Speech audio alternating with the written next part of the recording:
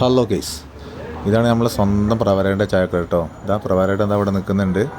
പ്രവരയുടെ എന്തോ ചാർജറൊക്കെ വെച്ച് ഇങ്ങനെ എന്തോ നോക്കുകയാണ് കേട്ടോ. ഇതാ പ്രവരയുടെ മെയിൻ ഐറ്റം എന്ന് പറയുന്നത് നല്ല ചായയും അതേപോലെ തന്നെ ഇതാ തട്ടിൽ കണ്ടോ നല്ല ഉള്ളിവടയും അപ്പവും. ഇതാ താഴോട്ട് വന്നു കഴിഞ്ഞാൽ നല്ല നെയ്യപ്പവും മുട്ടപ്പവും അടിപൊളിയാണ്. അത് മടക്കിക്കാർക്കൊരു വികാരം തന്നെയാണ് കേട്ടോ പ്രവരയുടെ ചായക്കട എന്ന് പറയുന്നത്.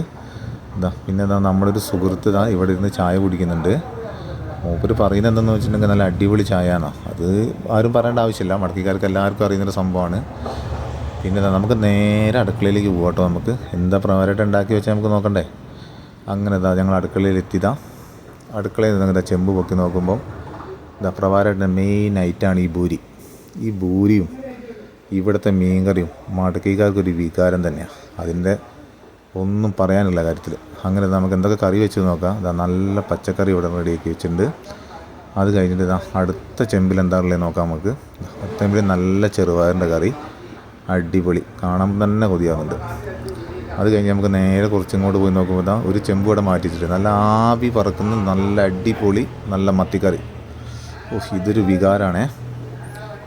അതങ്ങനെ അടിച്ചു വെച്ച് നമ്മൾ പിന്നെ നമ്മൾ അവിടുത്തെ കുറച്ച് വീഡിയോസൊക്കെ ഇങ്ങനെ എടുത്ത് നോക്കുമ്പോഴേക്കും നല്ല അടിപൊളി പൊറോട്ട. ഈ പൊറോട്ടയും മത്തിക്കറി എന്നൊക്കെ പറഞ്ഞാണ്ടല്ലോ, ലൈഫിലാരും ഇവിടെ വന്നൊന്ന് കഴിച്ച് നോക്കണം. ഒരു തവണയെങ്കിലും ഇവിടെ വന്നൊന്ന് കഴിച്ച് നോക്കണം. ഇത് എവിടെയാണ് ലൊക്കേറ്റ് ചെയ്യുന്നത് വെച്ചിട്ടുണ്ടെങ്കിൽ കൽപ്പറ്റയിൽ നിന്ന് ഒരു 8 കിലോമീറ്റർ ഉണ്ട് മടക്കിലേക്കുള്ളത്. നിങ്ങൾ ഈ വഴിക്കൊക്കെ വരുന്നുണ്ടെങ്കിൽ ഒന്ന് ഇവിടെ ഒന്ന് ഇറങ്ങി നോക്കണേ.